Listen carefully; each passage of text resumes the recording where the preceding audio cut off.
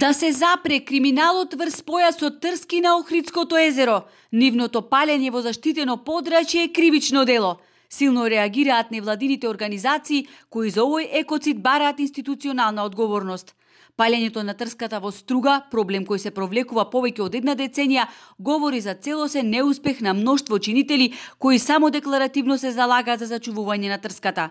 Овие инсерти од последниот инцидент, кога сред бел ден беше запалена трската во близина на извидничкиот центар во Струга, се уште еден доказ дека во општеството во кое владее беззаконие се врти околу парите и политичката моќ, велат граѓанските активисти од Струга. Навистина е наивно и инфантилно да се размислува дека се тоа некои вандали.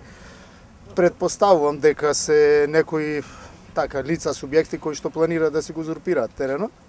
Веќе неколку пати сме реагирале како здруженија на граѓани, како сами граѓански активисти, но досега не сме наишле на некаков, да кажам, некакво сериозно решение од надлежните институции.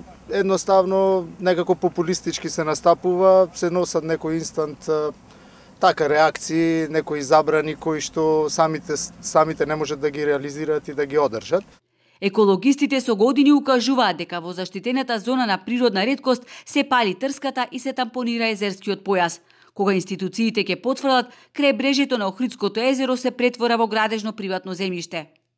Таму се вршат големи узурпации на крајбрежјето, се сечи трската, се уништуваат, крајбрежните површини, се насипува езерото, се со цел да се направат некогаш во некоја си догледна иднина да се направат добри површини за градба, каде што би се изградиле хотели, каде што би се изградиле викенд населби.